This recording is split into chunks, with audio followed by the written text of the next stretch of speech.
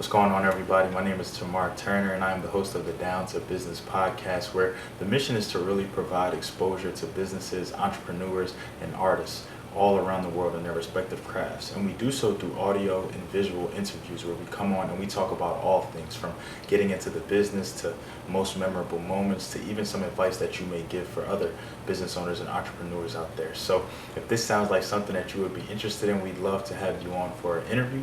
Please be sure to reach out via any social media platform and we'll definitely get back to you. But until then, enjoy this episode.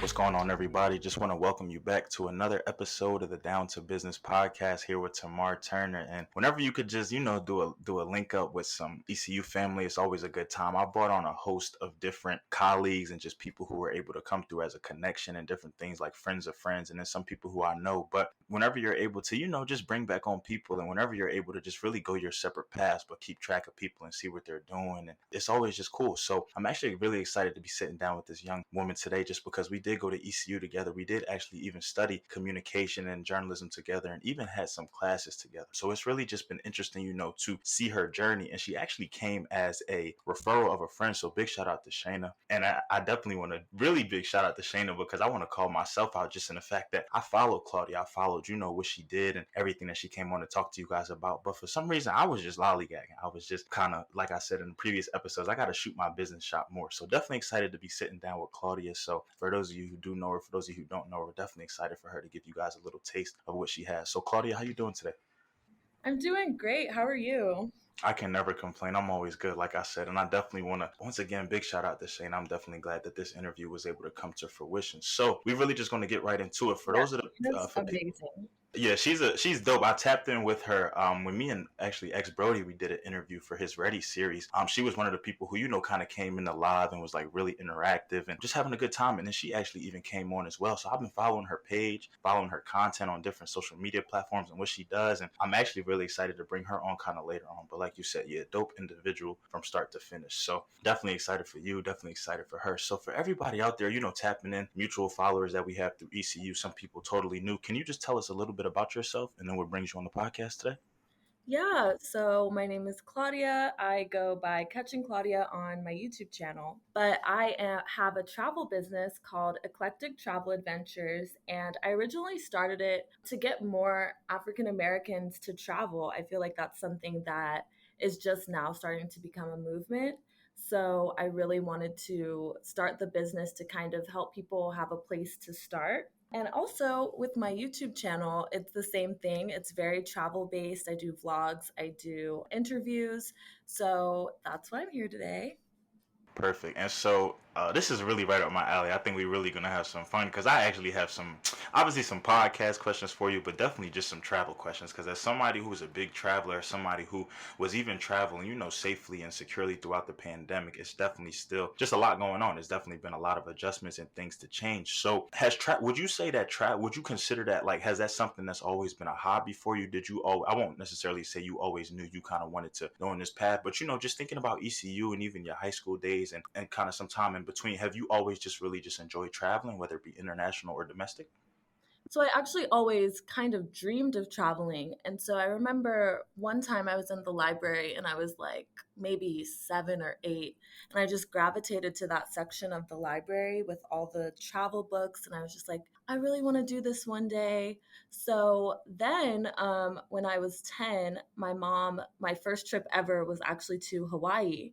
And so that kind of broke me in and got me very excited about it. And then when it comes to ECU, I actually really was inspired by Anthony Bourdain and Lucy Ling, which is why I decided to do journalism in the first place. I always knew that I wanted to kind of go in the non-traditional route and do more of the travel journalism thing. I thought it was really cool that they were bringing exposure to all of these different cultures as well as foods. So that's always been a passion of mine and an interest. And now I think I've gotten just way more focused with it.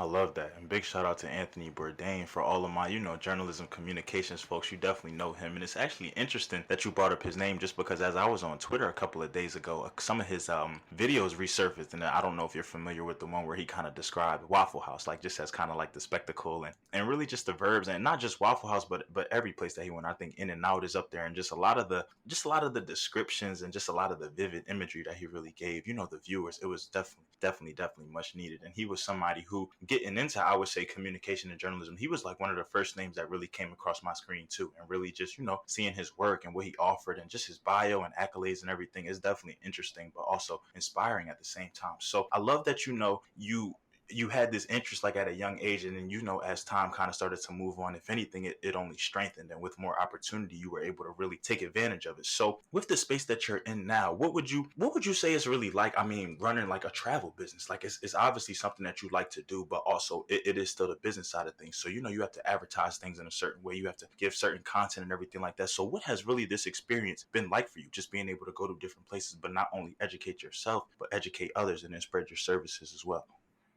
So, of course, because of the pandemic, having a travel business was not the best business to be in, but I've really used this period of time to regroup. Right before, I really specialized in a lot of travel planning and a lot of travel research because a lot of people want to travel but don't really know where to begin. So I use that to sell that service. I will help you look up multiple places that you want to do and or want to go based down to culture, down to some words you might need to know if you go there and they speak a different language, because I really feel like if you're going to go somewhere, you need to be respectful of where you are going and respectful of the people. And so making sure people are aware of those cultural differences they might see as well. Did I answer the whole question? Nah, for sure. And you actually just kind of led me into another question as well. So, and I think that this is an important thing, especially with, going international, like you said, cultural differences and really just educating people, just thinking about different things that, you could experience, what and what not to do, what not to wear, maybe even what not to say. So for you personally, and then maybe even if you've had anybody kind of come to you with any testimonials or just other experiences that you want to share, what has that experience really been like for you traveling to different places? And even if you want to get like really specific, have you ever traveled to a specific place and kind of almost had a cultural shock, like really had to adjust a lot, really had to even educate yourself and learn some things like along the way? Or then maybe have you planned a trip for somebody else and then have they kind of maybe told you, hey, thank you for the info that you gave me, or thank you for what you spread, definitely did help me, because this is not like what we do here in the United States.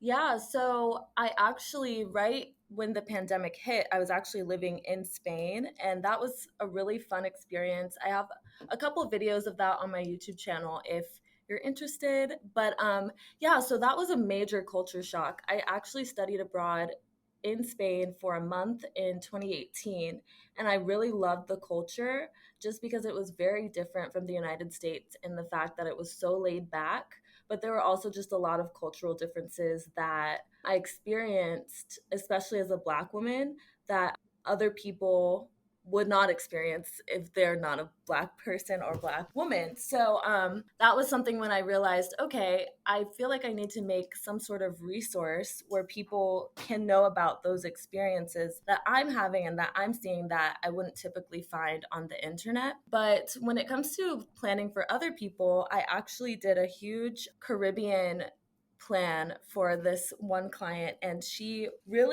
I really was able to help her pick where she wanted to go. A lot of the islands have very different cultures.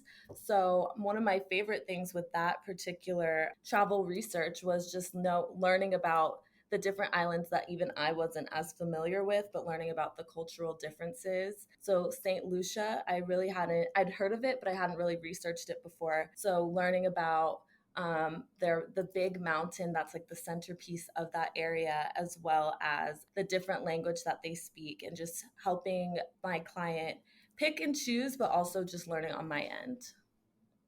That's so cool. I love that. And as somebody who, I wouldn't really say I've traveled international often, but as somebody who, really wants to get more into that space moving forward, I think that that's important. I think that it's it's good just to not be naive, just to think that, you can go any and everywhere and really just adjust and adapt. But it's really just the same way, some people will come here and they may feel out of place or different things, or they may even learn like along the way. It could really just be the same going somewhere else, just learning about, I can say that I've experienced that just with going to Cancun and having a layover in St. Martin and going to Curacao when I was younger and everything. It's definitely some cultural differences out here and things to know so that you don't offend people, especially the people when you're going international. A lot of times you're staying in resorts, you're staying all inclusive, so these are people that you're really dealing with, in and out. So you don't want to offend these people. You don't want to, do anything out of the ordinary. And I think that that's important. And it's cool almost to really just learn about different cultures, to really just learn about different experiences, and even sometimes compare. Like I remember in Cancun, some of the people who were kind of taking care of us at the resort, we would just talk to them about certain things that we do back in the United States, even ask them questions. And being that we went during like when Trump was in office and everything, that was an interesting, conversation and take two as well. So it's really just interesting to get those, those opinions, those viewpoints, because even when I was at Syracuse and I went to grad school up there, when I was in school, with somebody from Australia, with somebody from Kazakhstan, with somebody from, Central America. So it was just really cool just to get all those cultures, to really just get those experiences, but to also get that knowledge from them about how they kind of portray us and different things like that. So in your bio, you kind of just have like Lux Travel, fam vacation, girls trip, whatever, mini trip, whatever, a quick little getaway, however it is. Would you say that you have a particular kind of trip that you like to organize, or when somebody kind of comes to you with a particular like itinerary, what they want to do you have like a favorite when it comes to really organizing and planning everything out, or do you kind of just treat everything based on the experience and based on the person?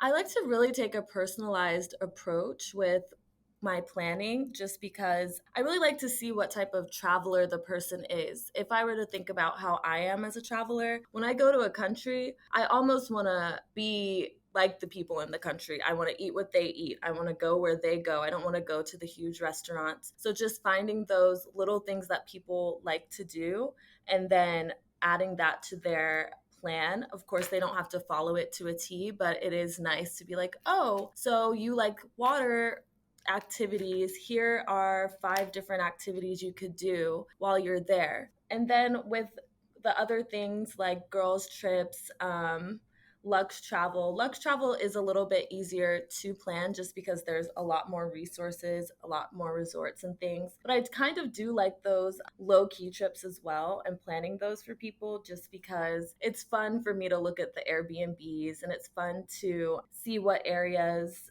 they can get the most benefit out of. But yeah, I think the reason actually why I named it Eclectic Travel Adventures is because I couldn't really decide if I wanted to do just adventure travel or luxe travel or any of those just types.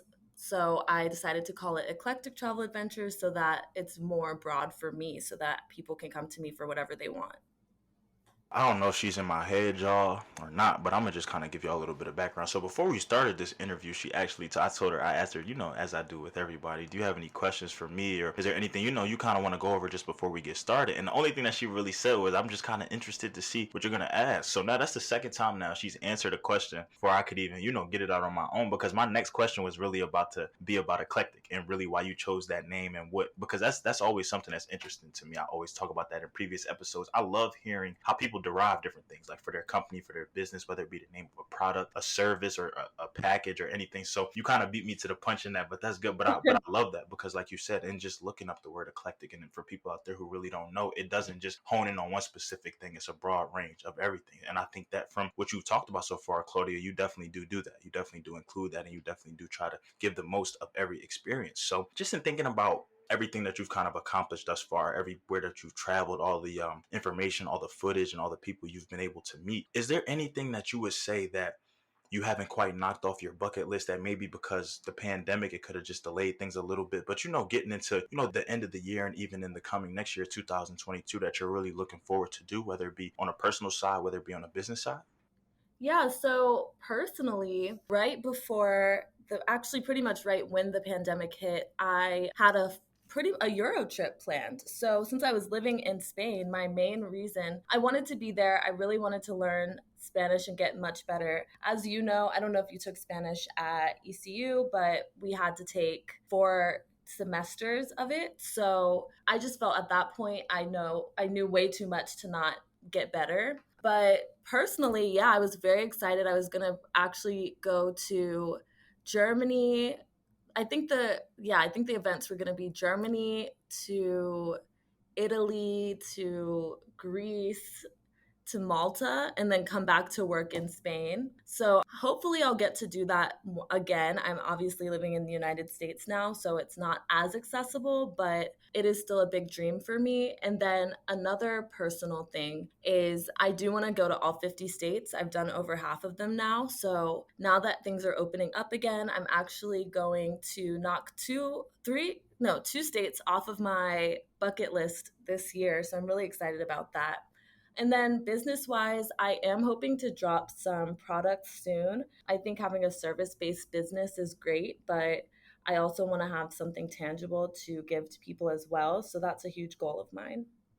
Sheesh, I love that. So just to kind of double back and rewind through everything. So I actually took French. That was a language that Oh, it was introduced to me. really? Yeah, it was introduced to me in high school. And so when I got to ECU and found out that the track we were on, we were required to, take a language, I actually told them, I was just like, well, instead of having to go through four, semesters of everything, is there like a test or something? So they said you can test and really just test your knowledge and see where you were at. Now I'm not gonna lie, moment of transparency out there. When I took the test, I answered to the best of my ability on the majority of it, but I also felt like I was getting too much right, and my French wasn't that like crazy to the point where I felt like they were going to put me in this advanced level, and I just felt like I wasn't ready for that. So I actually ended up testing out of the first two levels, and then had to do 3 and 4, which was quite the roller coaster, but it was definitely, it's still good. So that's always still sparked my interest for wanting to go to France, to other countries in Europe, and different things like that. I love that, and as somebody who I felt like I was a traveler, people would always come to me and say, "Hey, you want to move, and you're doing this, and you're doing that. You got me beat by a mile," but I love it, and especially with me trying to move into that international space. I feel like international, every time I've gone international, I just feel like it's a different world. It's a different experience. You see a totally different side of the world that you're not always exposed to in the United States. And then really just agreeing with your point about wanting something tangible. That's really why I started my merchandise. That's really why I started the mask, just with the timeliness of COVID. But I think that, like you said, yeah, while it's very much important and essential to have that service-based business, it's nothing like really branding yourself. It's nothing like, having some just in thinking about what you having some luggage tags or having some passport covers or having just different things, Exactly. whether it be shirts or hats, just travel accessories and things that people could just have, that it sparks conversation. And that's kind of the same thing that I was thinking when it comes to, just the business and the podcast and the merchandise, and everything like that. So that's really, really, really cool. And I'm definitely looking forward to that. Now, what would you say is something that, when it comes to, trip planning, when it comes to just wanting to travel, whether it be international or domestic, what is something that you feel like is often overlooked by people, that you feel like, you can even kind of step in sometimes and you help out with the planning process, but something that, we just don't always think about when it comes to, traveling, but really like the ins and outs of the whole trip?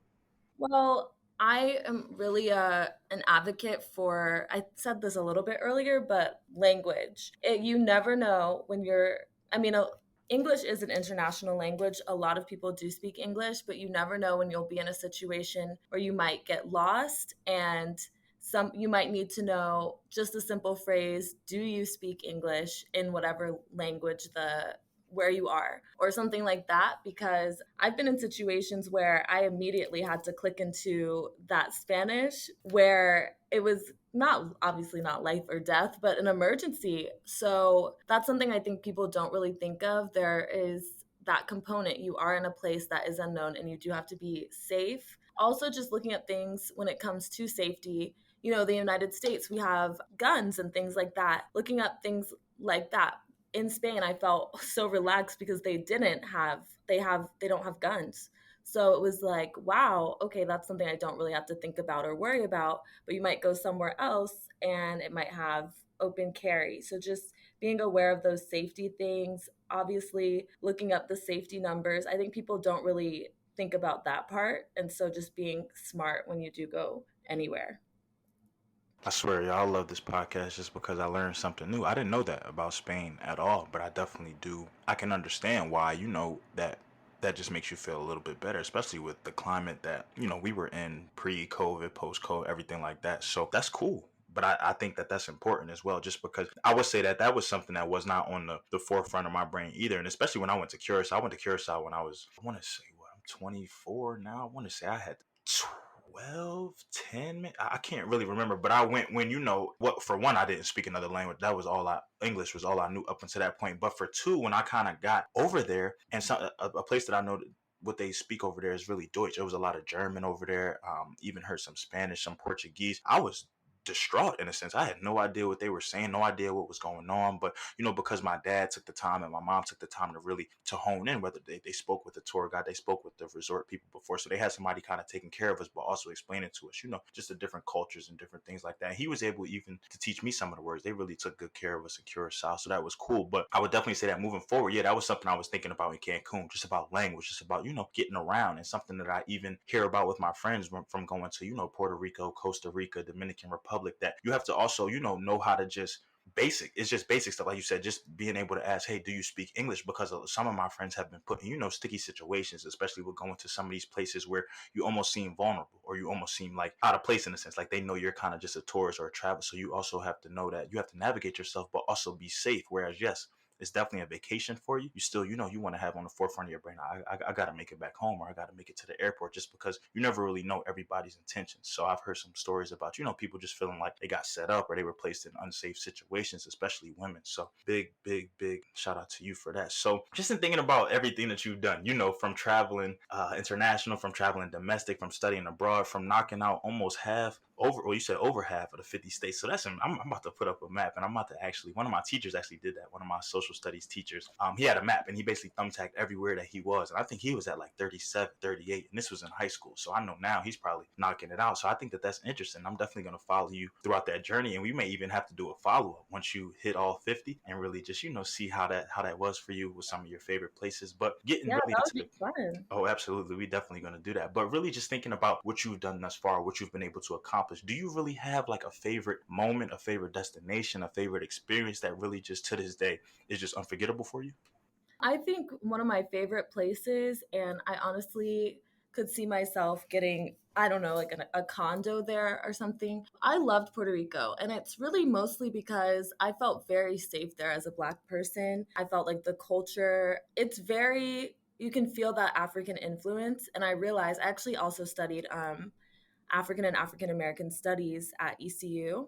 And I realized that's a big part of something that I'm interested. I'm very interested in the African diaspora and where we've gone and that influence everywhere that we go. So that is just one of my favorite experiences. I loved going to the clubs there. I loved talking to the people. It just felt very comfortable in a way that I hadn't felt when I've traveled. And then on the flip side, I loved Paris. I went there, and that was the first. I've had culture shock, but that was a different type of culture shock because I don't know French at all. So that really opened my eyes back to that language thing. It really opened my eyes on needing to know something. If I didn't have my friend who did speak French, I don't know if I would have been able to truly get around the way that we did. So just kind of preparing. So I think those were two very great experiences. And then, of course, since I lived in Spain for over 6 months, that's going to always have a special place in my heart. There's nothing like going to a different place and really experiencing being an American outside of our country. I think the US almost does us a disservice because we do have a sort of lack of exposure. We're very America centric. And so seeing us from the outside was so interesting. And I just loved being there. I love it. It just really sounds like whether you really stepped into this business space or not, that you were really just going to enjoy and live life. And I think that's something that you really even brought back for me a little bit of nostalgia, is when you talked about how you were able to travel, study abroad. And that was something that I really wanted to get into at ECU, but just the timeliness of everything, just my organization involvement, and just like I said, more so just when it fell and everything, it was really hard for me to do it. But the fact that you said Paris was a big culture shock for you, it really made me want to even go even more now. And I know that when I go, I feel like I don't need to be like a French foreign master like my teacher was, but I definitely need to, just brush up on some things and make sure that everything is okay. But I just love the fact that, even throughout this whole interview, even throughout just following your page and the YouTube channel and everything that you do, you've really just lived for the experiences, for the moment. And just from some of the pictures to just some of the education to just some of the things that you were able to document and experience, I think that is almost like a once in a lifetime thing. And I really just encourage people to travel. I know that everybody is not always, so gung ho about traveling international. So I would really say just start domestic, even road trips, but just traveling, just going out and just recognizing that one, it's just more to your hometown, more to your city, more to where you are. And I think that that's really just important. I think that it even gives you a different outlook on life. It wasn't until I really started traveling. I would say my first big travel was when I came to ECU. leaving Philadelphia, really just coming down here, only knowing one person from my high school, which is so ironic to me that one person from my high school came to ECU, but really just spending the majority of my 4 years of my life in a totally different state. Traveling to different cities within that state, but it really just made me want more because I was taking trips at ECU, whether it was just Atlanta, whether it was just New Orleans, whether it was Florida, even tried to go west a little bit. But it's really just cool. I think traveling just opens up a different, mind frame, a different spectrum, and I really think it's beautiful. But like I said, I'm gonna keep saying I'm a big advocate for international. So I definitely think that you need to just experience that at least just once. But really, just in thinking about myself, other people who try to plan trips together, and I would say that it's hard planning trips with other people. I definitely love planning trips with people who are organized and everything like that. A lot of times our friends, we just can't make it happen. Whether it just we can't, get all the money together, can't find somewhere to stay, can't get the dates together. But so a lot of times it's really forced me to, travel solo, just get up and go. So in just thinking about that, what are some, if somebody kind of came to you and just said, hey, I'm having trouble kind of organizing this big group trip, but I still do want to do something, whether it just be for their birthday, whether they just want to take a mini solo vacation somewhere domestic within the United States, what are some places that you would really recommend for solo traveling, just for quick getaways? I definitely think New Orleans is a great place. There's so much culture there. Let me think. Yeah, there are a lot of places in the South that truly, I don't know, I hadn't written off the South or anything, but I feel like there is a connotation. And so that even traveling to New Orleans, Houston, there's so much culture there. When it comes to the north, it really depends on the person. What are they looking for? Even if they wanted to stay, say we're talking about someone from North Carolina, if they're from the coast, go to the mountains. I really do take a personalized approach, so I would love to see what people are into and plan around them. So if they're into a certain type of history, I would definitely try to see if an area does that. But if you're talking about cities, I mean, DC. I haven't really explored the Midwest that much, but from what I've seen, Chicago is beautiful. Even little places like Michigan, just there's just little bits of beauty in every state, and in domestically, there's just so much beauty in this country, and I feel like we do, or not we, but some people don't look. So, yeah, I think I would always lean towards what the person is into and then go from there. I love that for sure. And as somebody who's been to both New Orleans and Chicago, Chicago, I definitely want to go back when it's warmer because I went during All Star weekend. So it was like February. So I really understood why it was called the Windy City. And I definitely had to put some respect on Chicago's name because that cold is different. I thought that, growing up in the north and between New York and Philadelphia, excuse me, that I was cool and I was good. But when I got there, oh no, it was different. But I was still enjoying myself. It was good to see the city, got some good pictures and some good views. So that was cool. And then New Orleans actually went during my time at ECU for Mardi Gras, and this was pre-COVID and everything, so it was crazy. Like it was just like you said, the culture unlike any other. Being in the French Quarter, it was really just amazing for me. A lot of people, a big thing that people hear is really just about Bourbon Street. But if you're anybody who's either grown up in New Orleans or been to New Orleans a few times, you know that Bourbon Street is really just the icing on the cake. It's so much different culture, just being in the French Quarter in general. But a lot of those side streets, and it's really just always something to do. And whereas I felt like it was just mayhem. It was just from what I saw on TV or just what people would talk about. It's really just a vibe. Everybody is really just down there trying to have fun, trying to enjoy themselves. It's really just, a time to have fun, but it's also a time to learn. You could take different tours and see different things and cities. And really, we met a lot of different people who were also traveling and native. So it was really just cool to get both sides and both perspectives. But nonetheless, I really do love what you're talking about being personable. I really think that that's important. And I really think that that's, a testament to not only who you are as a person, but just the type of services that you try to offer and what you really hope that Eclectic Travel Adventures grows into. So before we wrap things up, do you feel like there's anything, in this interview, just in thinking about your plans for the future, personally, your plans for, Eclectic Travel Adventures and just everything that you want to do and us moving out of this hopefully moving out of this COVID space? Do you feel like there's anything, that we didn't touch on today that you definitely want the people to know? No, honestly, just please follow my YouTube channel and my Instagrams at Catching Claudia and at Eclectic Travel Adventures, and hopefully just get some travel inspo while you're there. And yeah, she's really a podcast pro, y'all. Beat me to the question again because that was gonna be my last question. Drop you, your social media and all of that. So I'll definitely make sure I include that in the bio as well. But no, Claudia, I definitely do. Thank you. Thank you for not only taking the time, to come on here and share the space with me, but thank you for everything that you're doing. Like if, like I'm definitely gonna be a big advocate for her page and her business for everybody out there listening. Just because I've been able to go on the page on Instagram, see the beautiful photos, but also learn things. And I've been able to go through the YouTube. I haven't caught up on everything the way I should. So no, definitely holding myself accountable to that. But you guys, you're really gonna learn, especially for places that you've been to, for places that you might be thinking about visiting, you might be planning trips to. She may even, give you some inspiration to go somewhere, to plan a trip somewhere else. But a lot of it, I've really just been educated from culture, different things to just landmarks to food to everything. So definitely, Claudia, keep doing what you're doing. And for everybody out there that's listening, definitely continue to tap in with her. Like I said, reach out on social media if you're even thinking about, a trip and trying to get things right. She has a website, help you get all set up. So no, definitely want to continue to thank everybody. Like I said, we got new episodes, new content coming. We're about halfway. We're pretty much halfway through the year now. This year is moving. So we're definitely still on the road to 100 episodes. We did just drop some new merchandise for series 2. So be sure to check that out. Follow us on Instagram at down to the number business podcast. But to everybody out there who continuously, taps in, shows love, makes the vision possible, I definitely appreciate it. Love you guys from the bottom of my heart. This has been another episode of the Down to Business podcast here with Tamar Turner.